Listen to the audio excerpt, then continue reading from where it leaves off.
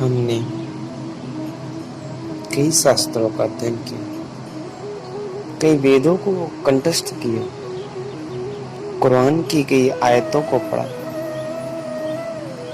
Bible की जो मुख्य धारा है उसको जाना, गुरबानी को जाना। संसार में जितने शास्त्र हैं और जितने महापुरुष हैं, सबकी बातों को जाना।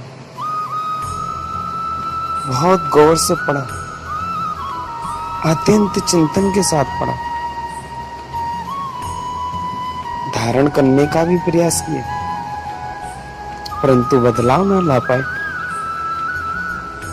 कारण क्या है? क्यों ना बदल सके हम अभी तक? क्यों ना हमने अपने आप को जान पाया? क्या शास्त्र हमें बदल सकते हैं? क्या कोई प्रवचन हमको बदल सकते हैं? नहीं, ये कदापि नहीं हो सकता। इनमें से कोई भी चीज या वस्तु हमको नहीं बदल सकती, क्योंकि हर जीव का अपना अपना हुनर, अपने अपने कार्य और कर्मों का नियोग होता है। जिस जीव का जैसा कर्म का सिद्धांत होगा, उस जीव की जिंदगी वैसी होगी। परंतु हम सिद्धांतों को जाने का, हमने तो बस शास्त्रों को पढ़ा और छोड़ा। उनके नाम पे लड़ाइयां की, उनके नाम पे हम लड़े झगड़े, मंदिर मस्जिद गुरुद्वारे और गिरजाघरों को बना दिया, परंतु उनके नाम पे कभी हमने खुद को नहीं जाना, कभी सिद्धांतों को नहीं पकड़ा उनके।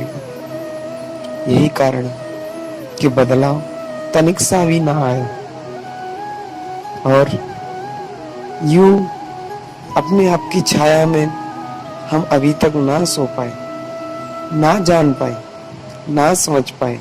नादान सी जिंदगी जी हमने और नादानी में ही अपना जीवन व्यर्थ कर दिया।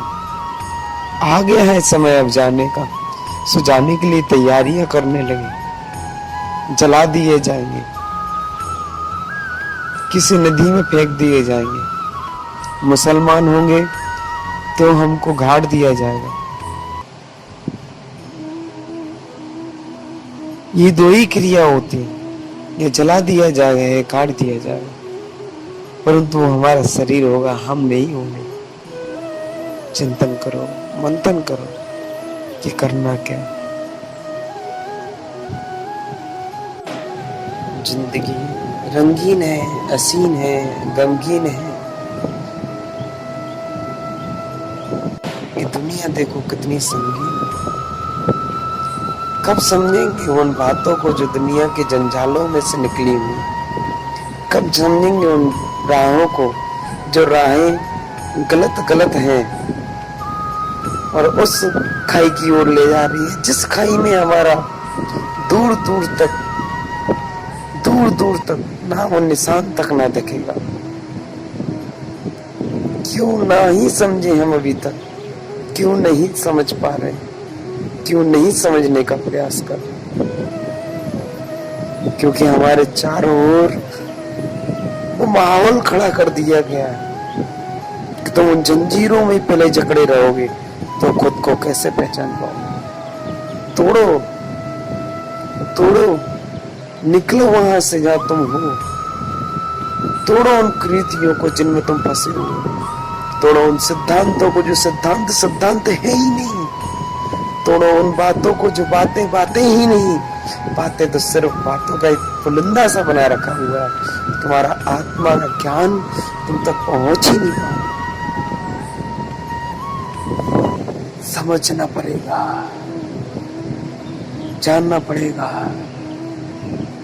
तभी कुछ होगा। नमः शिवाय।